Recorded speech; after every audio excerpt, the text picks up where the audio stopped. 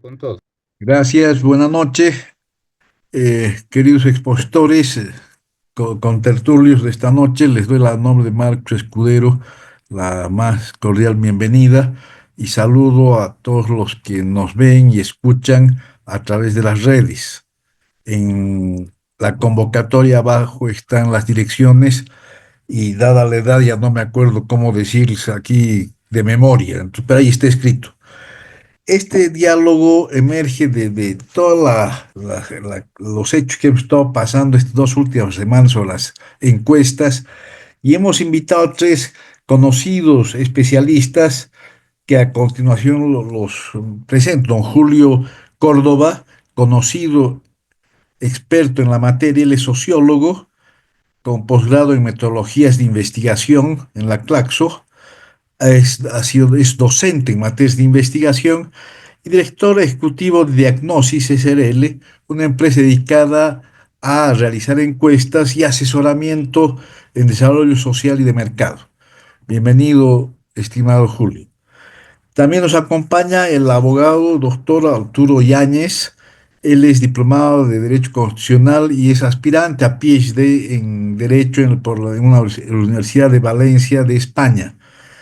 Él nos va a ayudar con su amplio conocimiento a ver cuáles son evidentemente las normas vigentes respecto a la realización y difusión de encuestas, así como nos se va a referir obviamente a la situación también actual.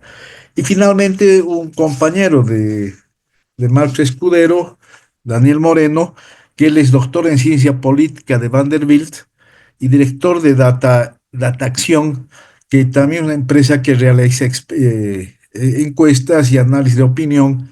Ha sido director de Ciudadanía y es representante en Bolivia de WAPOR, la Asociación Mundial de Estudios de Opinión Pública. Les agradecemos desde Marcos Escudero su decisión de aportarnos a conocer a través de preguntas que están en la convocatoria y que me permito recordarlas.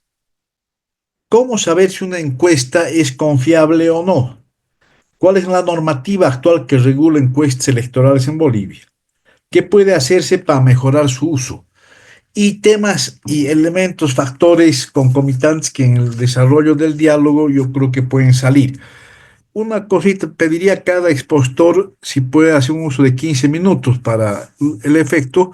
Luego pasaríamos a un intercambio de preguntas y respuestas entre los expositores y a partir de ahí abriríamos a la pregunta de nosotros, que yo espero que tendrían que ser de 3 minutos para que alcance la mayor participación. Muchas gracias, doctor.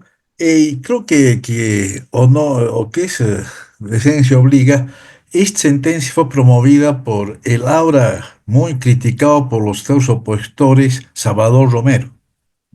Él era vocal, bueno, esa sala No, plena. no, era presidente Claro, del pero ha órgano sido en electoral. sala plena, es decir, han No, sido los... obviamente, pero quien representa es el doctor Romero, que ahora están vilipendiados por algún sector, lo que a mí me da mucha rabia, pero simplemente para aclarar. Por todo el mundo, en realidad, ¿no? Sí. Pero sí, o sea, yo creo que hay que aplaudir eso porque Claro. eh, qué bueno que hayan hecho eso, ¿no? Tal vez lo raro es que solo hayan hecho de ese artículo y no de otros más, ¿no? Claro, era el peor, ¿no? Pero, digamos, yo diría, hay que aplaudir que por lo menos en eso el Constitucional haya funcionado como un garante de los derechos de los ciudadanos frente al desproporcionado ejercicio del Claro. poder, ¿no? Yo le pediría a don Julio que si puede participar a continuación. Muy bien, gracias, buenas noches. Entonces, quisiera presentar un par de diapositivas que he preparado para el efecto, para hablar sobre las encuestas y ver si realmente las mismas son un reflejo o no de la realidad. Os voy a compartir mi pantalla, por favor. Ya. Entonces, quisiera compartir con ustedes esta presentación para hablar sobre las encuestas y ver algunos aspectos que nos podrían ayudar a tener una lectura sobre las mismas, ¿no? Muy bien. Vamos a hablar, en primer lugar, que las encuestas no son una herramienta exacta si no son una aproximación. Esa es la primera idea que quisiera compartir esta noche. Luego, criterios para ver cuándo confiar en una encuesta. Y en tercer lugar, algunas indicaciones, algunos tips para ver cómo leemos las encuestas. Son estos tres puntos que quisiera compartir esta noche. Empecemos con el primero, con esta aseveración que quisiera poner sobre la mesa, sobre que las encuestas no son exactas. ¿Y por qué no son exactas? Desde mi punto de vista, porque por sus propias características internas que hacen que sean una herramienta de aproximación más que de medición milimétrica de la opinión pública, y en segundo lugar, por algunos condicionamientos externos que siempre están presentes a la hora de realizar encuestas de opinión y sobre todo encuestas electorales de intención de voto. Bien, vayamos por estas características internas de las encuestas que hacen que su precisión no sea total. Primero, hay un supuesto en la realización de las encuestas y sobre todo en el muestreo de que hay una igual disponibilidad de todas las unidades de la muestra. Este es un requisito de todo proceso de encuesta, ¿no? Cuando hacemos las encuestas, se parte del supuesto de que en determinadas circunstancias todas las unidades de la muestra tienen una probabilidad conocida de ser seleccionadas en la muestra. De ahí la representatividad de la encuesta. El problema es que este supuesto en encuestas de opinión y en encuestas electorales generalmente no se cumple. ¿A qué me refiero? Por ejemplo, la mayoría de las empresas encuestadoras hacen una encuesta el fin de semana, sábado y domingo, bajo el supuesto de que el sábado y el domingo la mayoría de la población se encuentra disponible en los hogares, de modo que todas las personas tienen más o menos la misma probabilidad de ser elegidas esos días. Pero este supuesto se orienta sobre todo a personas que trabajan en el sector formal y descansan sábado y domingo y que no van a jugar fútbol ni salen a pasear con la familia y que están esperando al encuestador el sábado y el domingo todo el día. Ese es el supuesto que generalmente no se cumple y por lo tanto este criterio de igual probabilidad de ser elegido, pues en los hechos no se cumple. Por eso las empresas encuestadoras añaden al proceso aleatorio de selección de entrevistados algunos criterios no aleatorios. Por ejemplo, dicen, bueno, hay que hacer cuotas iguales de hombres y mujeres. Cuando se establecen esas cuotas iguales de hombres y mujeres, ya se está introduciendo un criterio no aleatorio precisamente porque el supuesto de las encuestas de que todas las unidades de la muestra están igualmente disponibles en el momento de levantar la información no se cumple.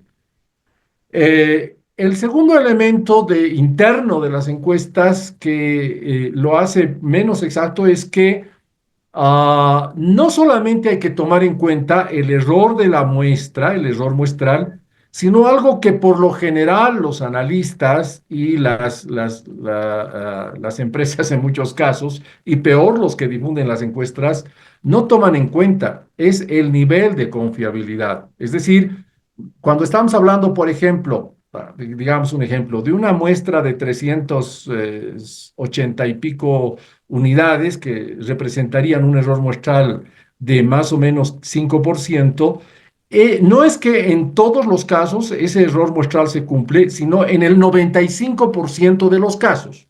¿Ya? O sea, siempre hay casos que pueden estar más allá de ese 95%, en el 5%, que no cumplen el error muestral. Entonces, ninguna muestra llega al 100% de confiabilidad.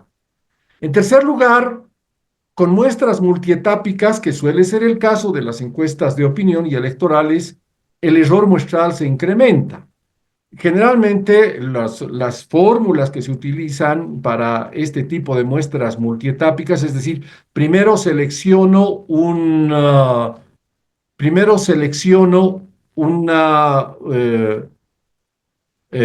unidades censales. Dentro de las unidades censales selecciono manzanos. Dentro de los manzanos selecciono hogares y dentro de los hogares selecciono personas. Entonces ahí tenemos una selección muestral de 4 etapas que va incrementando el error muestral. Así que cuando En la ficha técnica a veces se coloca, bueno, más o menos 2% de error muestral. En realidad ese no es el error muestral, porque ese tipo de error muestral es para selección de una sola etapa, pero normalmente las etapas son mayores y por lo tanto los errores muestrales normalmente son mayores.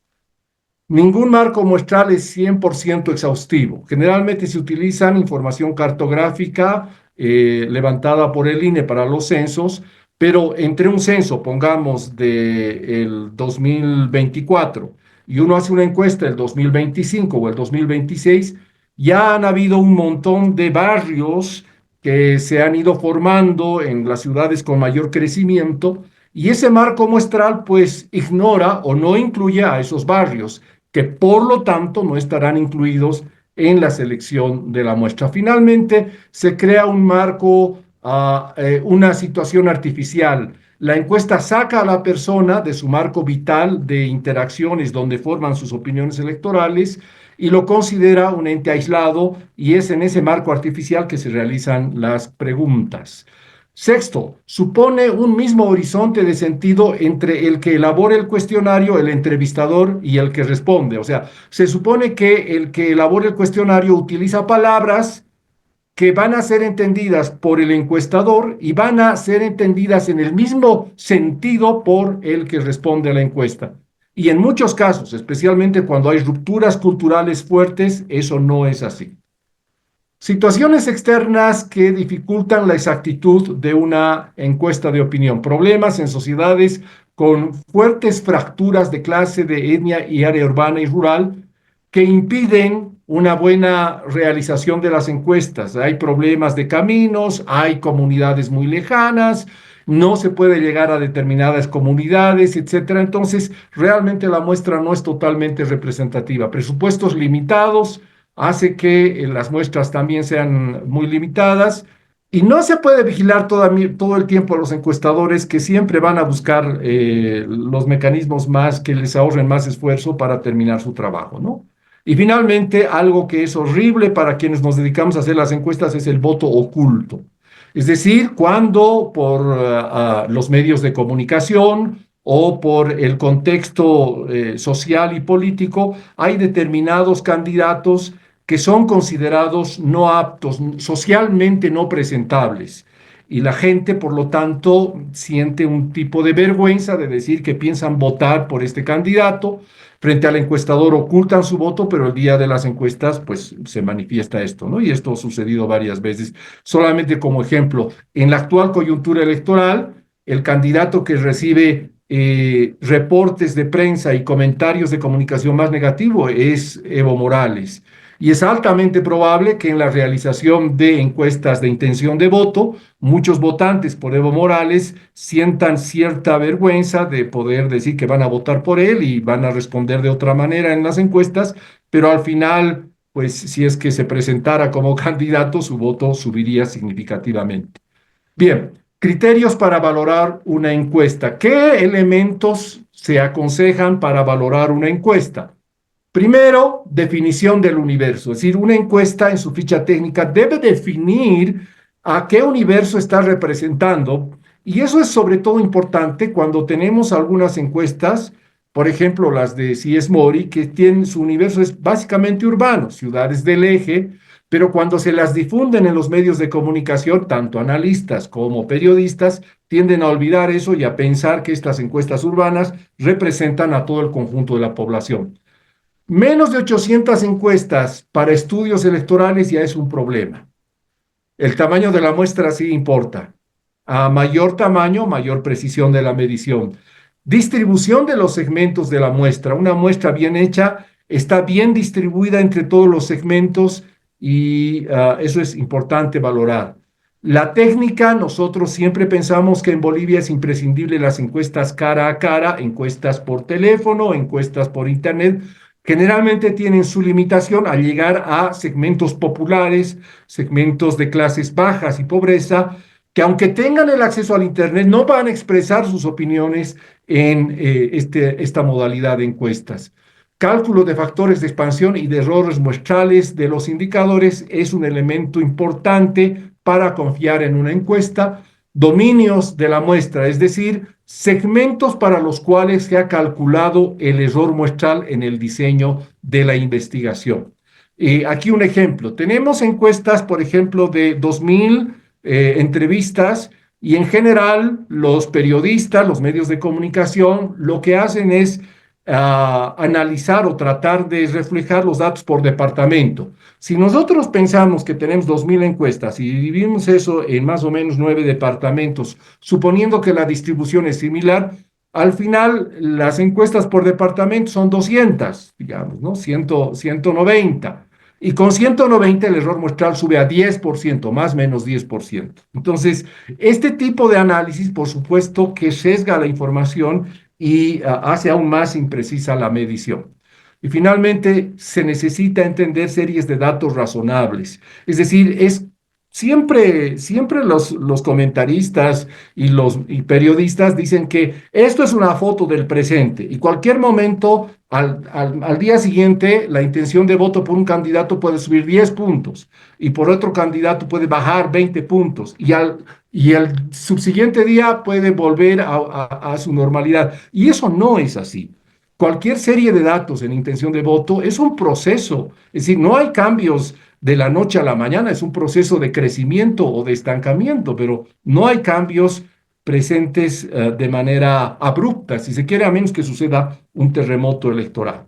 Y finalmente, la seriedad de la empresa sí es importante. Vayamos a cómo leer las encuestas porque ya se me acaba el tiempo.